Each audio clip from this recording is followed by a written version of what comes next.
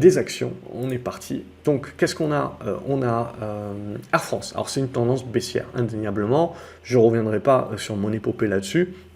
Ce qui nous intéresse, par contre, c'est qu'il y a un rebond qui est en train de se mettre en place. On peut mettre une petite oblique aussi.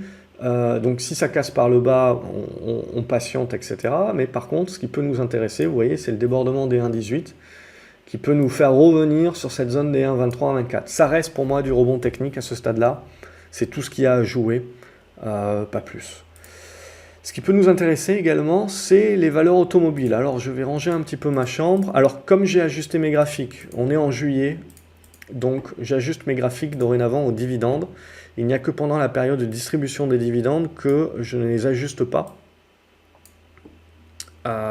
Pour éviter de me faire noyer par des gaps et compagnie, et avoir la capacité de voir que les gaps sont des gaps de dividendes.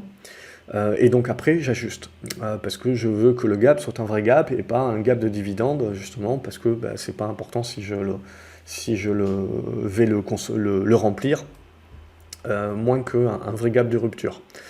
Donc ce qui m'intéresse, c'est Aquel. Aquel, c'est toute tendance baissière, mais ça tient pour l'instant le support. Et donc on a une dynamique qui peut permettre éventuellement de tenter des rebonds prolongés. Alors il faudra voir, évidemment, c'est pas des tendances haussières, bien sûr, indéniablement. Alibaba est en train de tester une zone de résistance, à mon sens. Ça reste propre, ça peut même consolider un petit peu. On a une congestion qui se mettrait en place. Mais on a stoppé l'hémorragie, on a stoppé la tendance baissière, stoppé l'hémorragie ici, on est en train de mettre en place du retournement. Ça peut encore gesticuler, et il faudra, on voit, dépasser cette zone des 130 pour éventuellement aller chercher cette zone des 140. Amundi également, on a peut-être atteint un point bas. Alors je ne sais pas dire si c'est un point bas final ou si c'est un point bas intermédiaire. Mais voilà, l'idée est là qu'on a des bonnes réactions, on a des repères, donc ça peut permettre de faire des plans, de solder si on repasse en dessous des plus bas, ce genre de choses-là, mais de tenter maintenant la mise en place des rebonds. Et pour l'instant, on ne va pas être trop gourmand sur les objectifs, mais cette zone des 55 €. Apple également, donc on le voit, nous a fait un très bon rebond, une poussée, une conso, une poussée. On commence quand même à arriver dans le dur, je dirais, pour au moins consolider. Il faudra tenir cette zone-là des 143 pour essayer de relancer, casser, éventuellement aller chercher les 150. Ça reste pour moi des tendances baissières, hein, donc c'est ça qui est le plus important, de bien comprendre qu'on reste dans des tendances baissières, donc il ne faut pas omettre que les vendeurs peuvent reprendre la main de manière plus violente s'ils le veulent. Ça fait partie du jeu.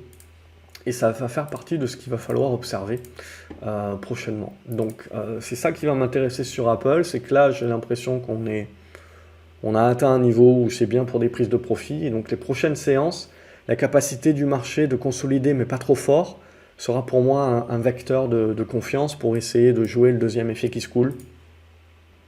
Ou une construction un petit peu plus profonde, qui va prendre un petit peu plus de temps, mais qui va nous donner peut-être moins de volatilité, donc des constructions, des congestions, et peut-être on va pouvoir profiter un petit peu de quelques jours ensoleillés sans regarder ce que fait le marché, puisque un petit peu de volatilité ne ferait pas de mal pour se reposer. ArcelorMittal, donc au mon Dieu la récession, et puis là on a stoppé un petit peu l'hémorragie, et maintenant il va falloir construire. Alors là on a du rebond en mode la récession c'est pas pour tout de suite, mais je veux dire, si on arrive à casser ici, on peut pousser un petit peu plus fort, mais ce que l'on va avoir très certainement, c'est ce genre de construction de figure. Et ça, on va le retrouver sur la majorité des valeurs métaux. Donc ne pas croire que ça va remonter en ligne droite, je crois rarement à ce genre de truc, je préfère les trucs un peu plus construits. Donc pour l'instant, je jouerai que du rebond technique là-dessus, mais voilà, c'est là où vous voyez, sur les cycliques, c'est du rebond technique, sur les valeurs de croissance, alors, c'est pas des retournements encore complètement, hein, bien entendu, mais c'est des rebonds qui se font au prorata. Alors on avait tellement baissé, évidemment, que vous avez des valeurs qui gagnent 100% là actuellement, ça reste des rebonds de 100%, mais ça ne reste que des rebonds, mais on voit que le marché vraiment joue beaucoup plus à fond. Les flux sont beaucoup plus à fond à jouer des rattrapages et des prorata sur les valeurs de croissance. Sur les valeurs cycliques, on voit on va jouer des rebonds techniques, mais la tendance de fond est bien martelée quand même. Donc on voit dans la mentalité du marché ce qui privilégie actuellement en tout cas. ASM International, donc là, semi-conducteur. On a du rebond qui est en train de se mettre en place aussi. Ça reste du rebond technique à ce stade-là. On peut éventuellement pousser jusqu'à la zone des 220, 230. Mais après, je pense que ça bloquera et il faudra voir comment ça va congestionner. Par contre, si on est dans la capacité, alors j'ajuste peut-être un petit peu l'oblique, si on est dans la capacité de casser ce biseau descendant par le haut, on peut se remettre dans des meilleures dispositions. Et il y en aura certains qui verront une épaule, tête, et alors si on fait un truc comme ça, épaule inversée, c'est tiré par les cheveux à ce stade-là, bien entendu, c'est le cas de le dire. Ça fait partie des hypothèses, mais il faudra que le marché le prouve. Atos, du léger mieux cette semaine, mais il ne faut pas s'emballer. Globalement, je veux dire, tant qu'on est sous la moyenne mobile 20, alors on peut éventuellement aller la chercher la semaine prochaine. Ce qui me plairait un petit peu plus, c'est d'aller la chercher ou pas, peu importe, et de consolider un petit peu vers cette zone des 10,90-11 là, pour créer la congestion. Créer la petite congestion ici et breaker ensuite, faire le petit pullback et partir à ce moment-là. Ça serait une construction saine. Évidemment, ça se passera certainement pas comme ça, mais c'est ce que j'aimerais voir pour créer les conditions, je dirais, idéales à un retournement qui montrerait de la puissance, parce que c'est dans la construction que je vois la force des acheteurs. Les trucs qui montent comme ça en ligne droite, ok, il peut y avoir une bonne news, il y a les vendeurs à découvert qui se rachètent, très bien, mais ça veut dire, c'est du trading, parce qu'après, je sais très bien que ma problématique, c'est que je vais prendre un contre-coup. Par contre, les trucs un peu plus construits, bien congestionnés, qui prennent le temps, ça me plaît beaucoup plus pour jouer des signaux plus durables, et pas juste en mode aller-retour trading. Donc on verra, mais Atos, ça fait partie des dossiers que je continue de suivre. Je me suis pris des mines pendant assez longtemps dessus, mais je continue de le jouer. Pour moi, c'est comme le cheval, hein, c'est pas parce que vous faites des chutes qu'il faut arrêter. C'est le meilleur moyen d'avoir des bêtes noires, etc. et de louper des occasions. Je pars du principe, c'est la même chose pour les bonnes valeurs ou les mauvaises valeurs. Ça peut changer, une bonne valeur peut en devenir une mauvaise, et donc il faut accepter de changer d'avis. Et une mauvaise valeur peut en devenir une bonne, potentiellement, une fois qu'ils ont viré le management, une fois qu'ils ont changé le business model, qu'ils ont fait la recovery, qu'ils ont remis du cash dans les caisses, et que ça commence à fonctionner, bah, il faut arrêter de penser que c'est un mauvais dossier, juste parce que historiquement, voilà, ils ont fait des OCA, des trucs, des machins. Non, tout change. Tout change. Potentiellement, vous avez des boîtes qui peuvent devenir plus tard des leaders, alors qu'ils ont passé 20 ans à dépouiller l'actionnaire. Donc tout peut changer, il ne faut pas avoir d'avis fixe là-dessus. Je vous conseille de ne pas avoir d'avis fixe. Donc pour moi, c'est la même chose au niveau de mon trading. J'essaye de ne pas m'attacher aux valeurs, et une manière de ne pas m'attacher aux valeurs, c'est même si je me suis pris une branlée sur un titre, c'est quand même d'essayer de le re-rentrer s'il y a un signal. Même chose, si j'ai fait de gros gains sur un titre, c'est pas penser qu'il continuera à gagner. Si la tendance se retourne, etc., il faut que j'accepte que c'est plus un bon titre, c'est devenu une daube, et puis donc il faut que j'arrête de m'y intéresser et de l'acheter juste parce qu'il est un petit peu plus bas que ce que je l'avais acheté la fois d'avant. Au niveau de BIC, je trouve qu'on a une bonne configuration sur BIC, donc il y a une très bonne poussée, la conso, et là, poum, on est en train de faire la deuxième cassure. Boiron aussi, c'est très propre, donc on voit même dans un marché un petit peu plus compliqué, etc., il y a quand même des tendances haussières. Boiron aussi a fait le break cette semaine, donc éventuellement sur un pullback, ça peut repartir. Il peut y avoir une OPE, ils peuvent la retirer de la cote, celle-ci. Hein. CGG, donc on avait eu, oh mon Dieu, la récession, et puis là, donc on a le rebond. Pour moi, c'est un rebond au prorata. Jusqu'où il peut aller, alors c'est toujours hasardeux bien entendu, mais je dirais qu'on est limité à cette zone-là des 85-87 centimes d'euros. Ce qui va beaucoup plus m'intéresser derrière, c'est la construction qu'on peut mettre en place ici et la congestion. Et après, recasser par le haut, c'est ce qui nous permettra de dire, ça y est, on met en place le retournement et on va jouer une tentative de relance haussière par la suite. Mais pas tout de suite, pas encore. Claranova également, vous avez une poussée, la conso, et donc là, si on arrive à casser ici, on peut avoir une nouvelle poussée qui nous fait revenir, je dirais, dans cette zone-là, aux alentours des 3,90 €, 4 €.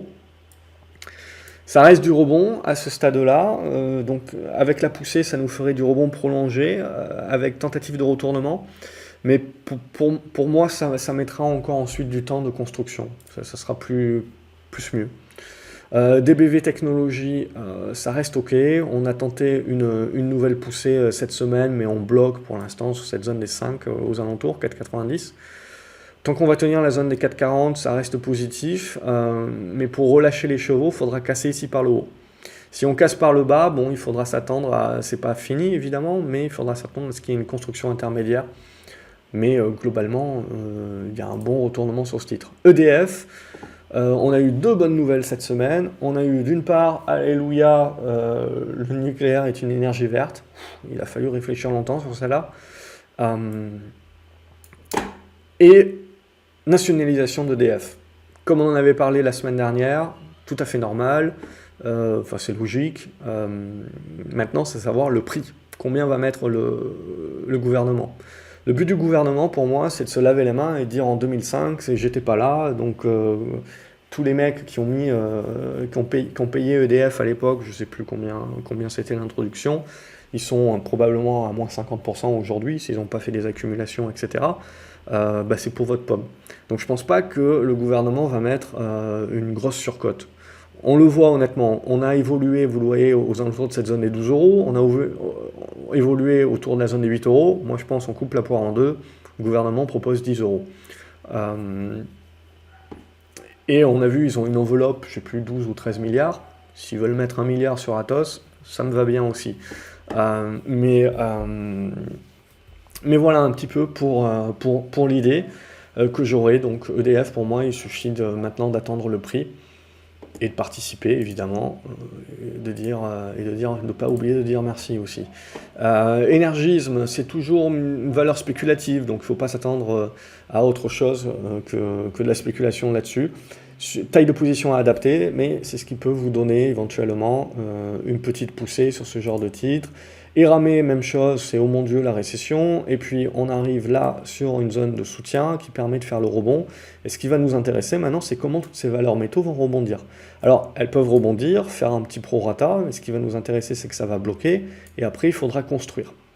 Et sur cette construction, quand on la cassera, on pourra jouer peut-être des rebonds un peu plus matures, un peu plus forts. Galapagos, biotech de son état, je trouve qu'elle tient plutôt pas mal, donc une bonne congestion qui est en train de se mettre ici. Si on arrive à percer par le haut, on peut avoir une relance de la tendance haussière vers cette zone des 60-65 euros. Donc ça me plaît bien pour l'instant, je continue à valider ça. L'or, on a vu, se casse la figure, Monigold tient pas trop mal, mais encore faut-il faire ça. C'est pas gagné, hein. Il y a une forte probabilité que ça fasse plutôt ça. Donc voilà, donc pour moi, c'est aujourd'hui... C'était un edge, mais si on commence à sortir par le bas, ça sera out. Au niveau de Hermès, on voit que les valeurs du luxe ont plutôt bien supporté le CAC 40 cette semaine, sauf là, la fin de semaine, ça a été un petit peu plus compliqué. C'est les valeurs cycliques qui ont pris le relais. Donc le CAC 40 a une semaine intéressante, parce que tour à tour, le luxe a tenu le CAC 40 quand les valeurs cycliques se faisaient défoncer.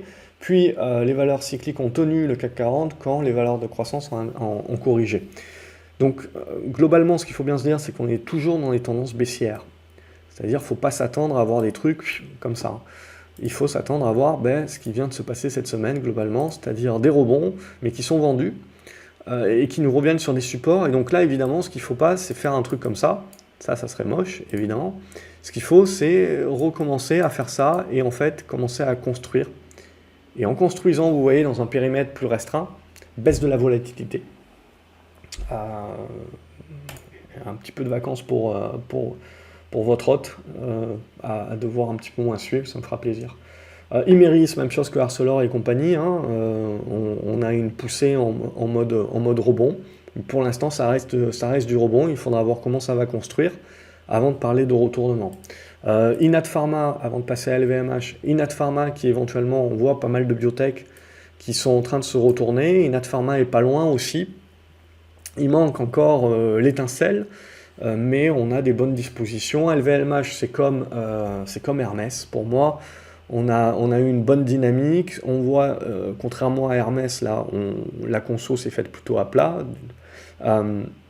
donc c'est toujours positif, mais avant de parler de retournement, vous avez cette zone des 630 euros, 640 euros qu'il faudra dépasser. Pour l'instant, donc pour moi, je partirais du principe que ouais, on peut peut-être aller chercher là. Mais après, il faut s'attendre quand même à ce qu'on ait plutôt une phase de construction entre cette zone des 600-650 euros. Donc là aussi, hein, je dirais, pas de grosses décisions et plutôt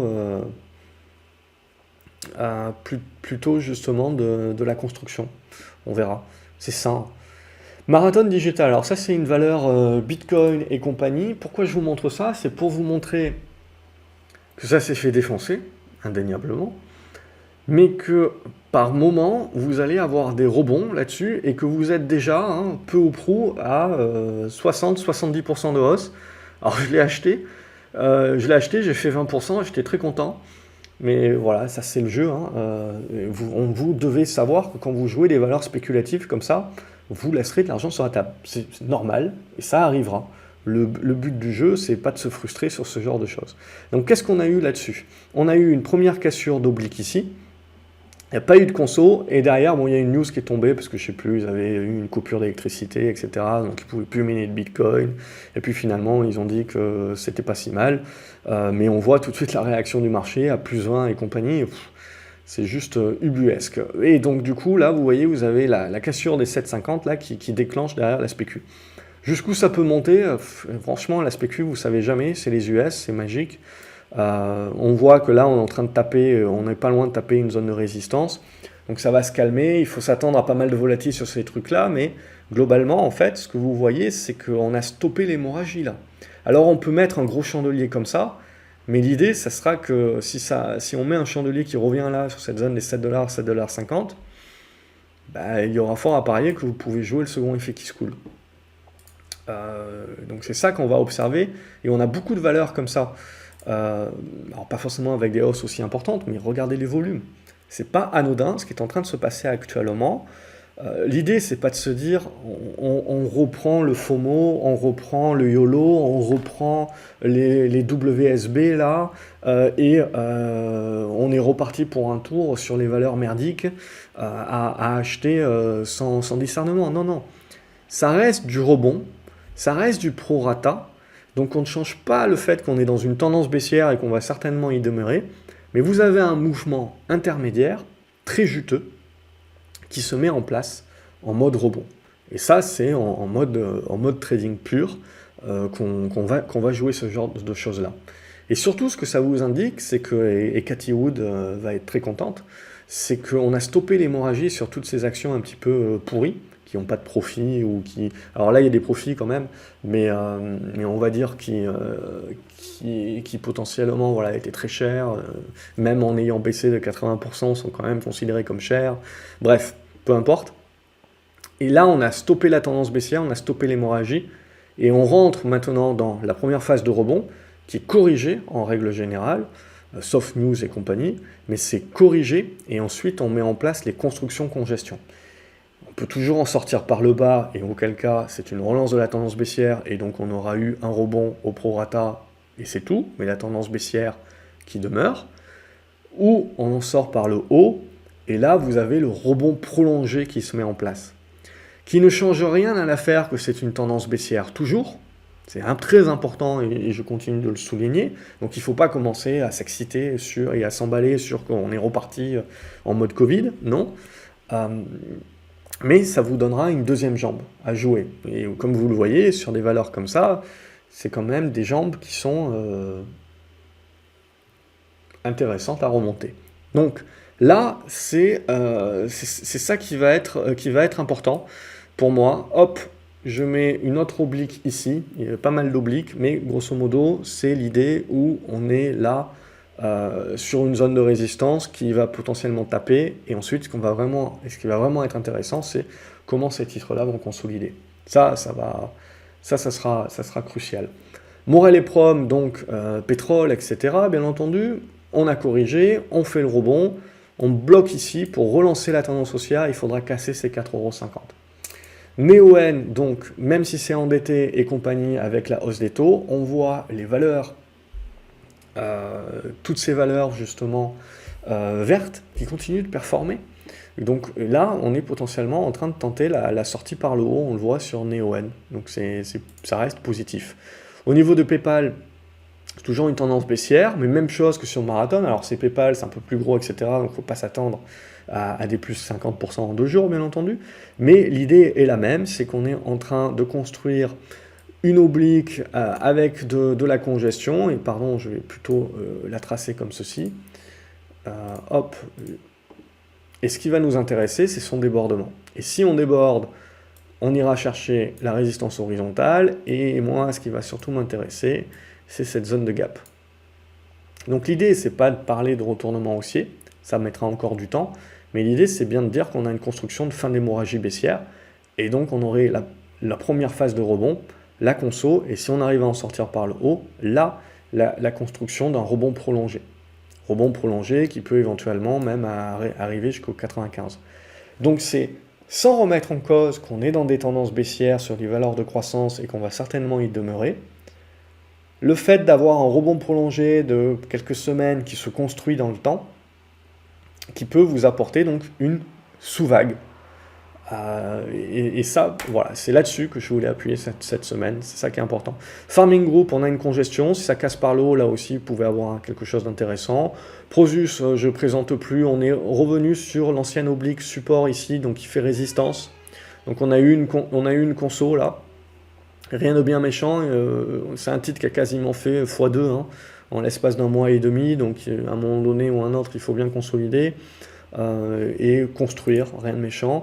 Rallye, on a Casino aussi qui a bien réagi, mais on le voit, donc c'est une tendance baissière, mais on a un premier pic, éventuellement on reviendra ici lundi, ça peut être pour moi une zone d'achat ou d'accumulation, je l'ai donné à l'académie, et ensuite pour jouer le second effet qui se coule.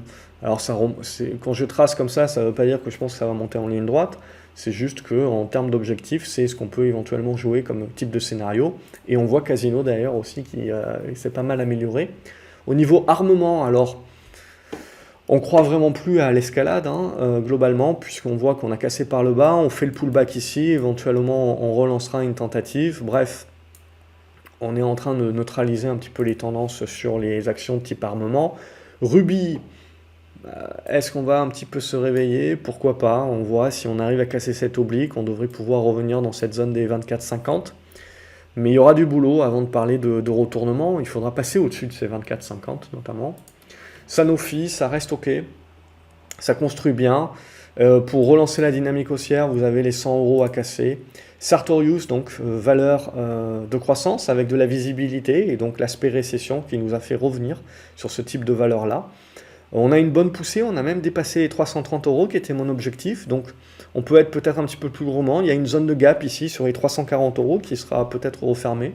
Après les 360, il y a jusqu'aux 370 pour moi où on peut aller, mais il faut considérer que il faudra savoir prendre des profits de toute manière parce que la tendance reste quand même dégradée, baissière de fond. Donc on joue une sous-vague. Et ensuite, il faudra très certainement un petit peu de construction dans cette zone-là. Avant de dire on en sort par le haut et on tente le retournement, ou on en sort par le bas et donc on a fait ce qu'on avait à faire en termes de sous-vague et on reprend la vague initiale qui est une vague baissière sur les valeurs de croissance.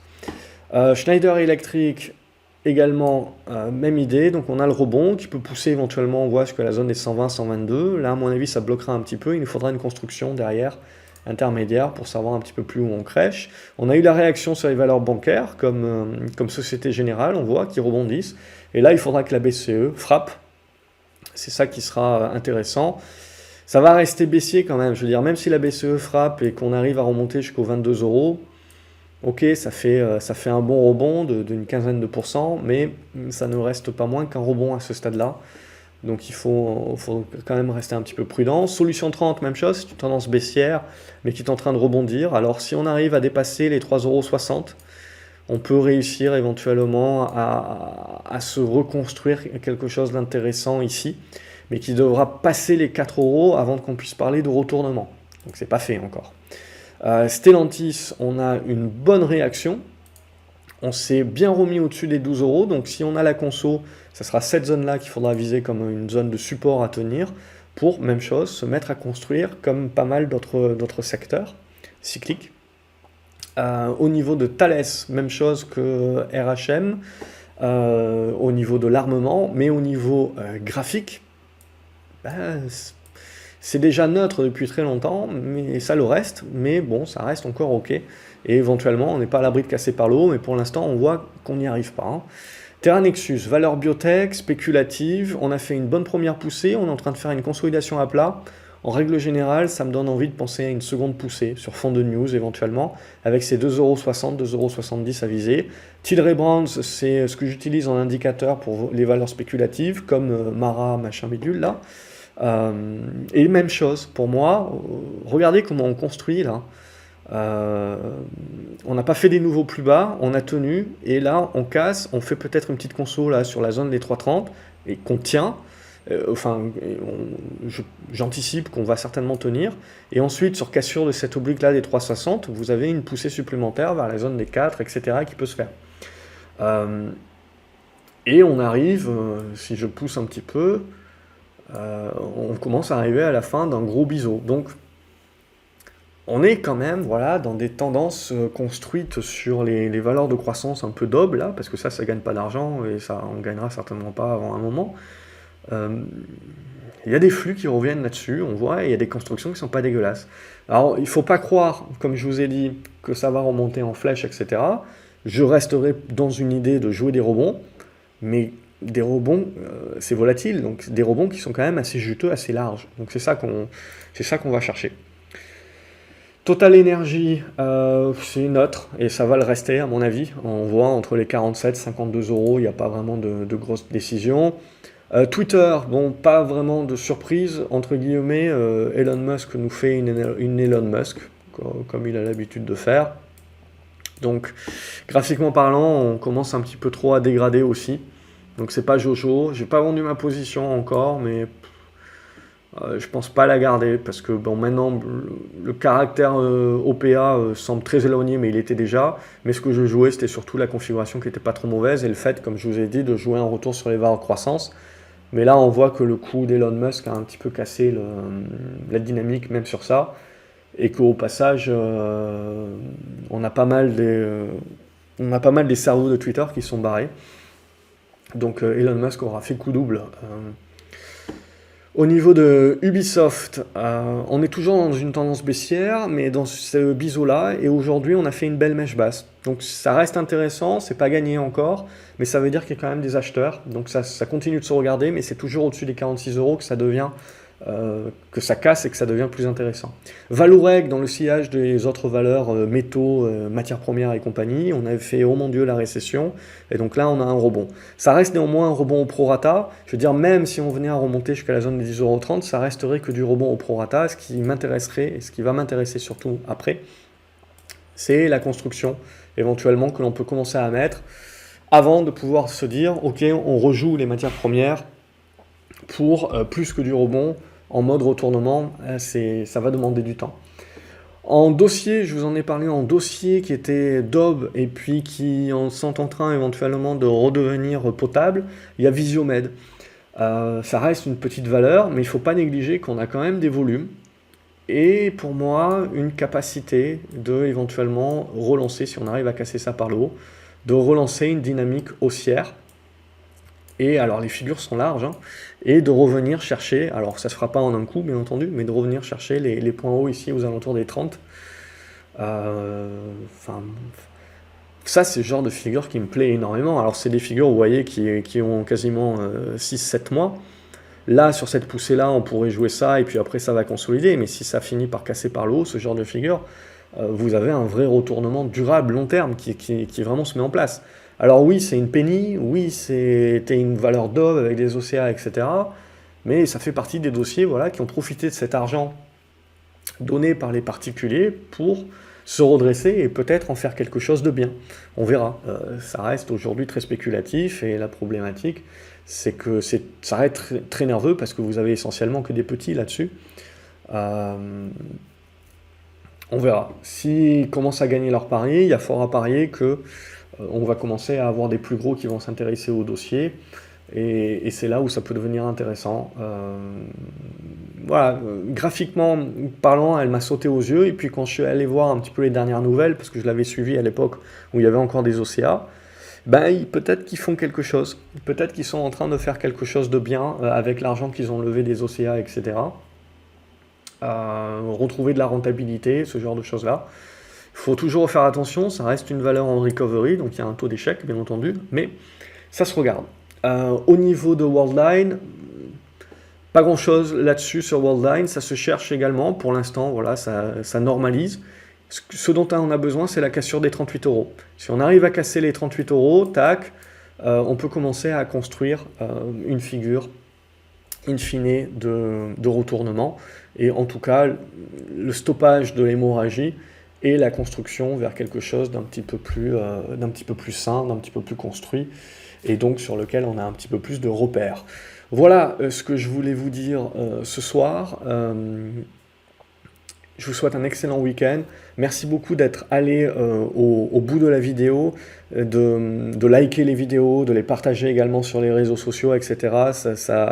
Ça me fait plaisir, au-delà d'aider au référencement et des trucs comme ça, ça me fait plaisir, ça me montre que voilà, ça sert à quelque chose, que je suis audible, que je suis compréhensible, que ça vous apporte une vue autre que juste des achats, des ventes, des signaux, etc., mais une compréhension du marché. Parce que moi, ce que je veux transmettre, c'est ça. C'est des signaux, vous en aurez toujours à droite et à gauche, mais c'est comprendre ce qu'on fait, comprendre dans quel environnement on est en train de le faire. Et donc, savoir un petit peu ce qu'on peut se permettre de faire dans des configurations de marché et ce qu'on peut moins se permettre de faire en fonction de son profil. Et donc, d'adapter tout ce que je vous dis à vous. C'est ça l'idéal. Donc, n'hésitez pas à me dire ce que vous en pensez voilà, dans les commentaires et à vous abonner à la chaîne. Je publierai des vidéos la semaine prochaine. Je les ai préparées en avance. Donc, j'en ai quelques-unes en rab. Donc, ça sera plus facile pour moi pour les sortir en semaine. Et il y en a une notamment sur le PER. Alors, elle est peut-être un petit peu longue, mais je vous invite vraiment à la regarder de bout en bout parce que pour moi, c'est vraiment un élément qui est très important pour éviter de vous faire piéger. Donc j'espère la sortir lundi. En attendant, je vous souhaite un excellent week-end une nouvelle fois et je vous dis à lundi sur graphceobourse.fr. Excellentes vacances si vous avez la chance d'en prendre. À lundi. Salut les graphes.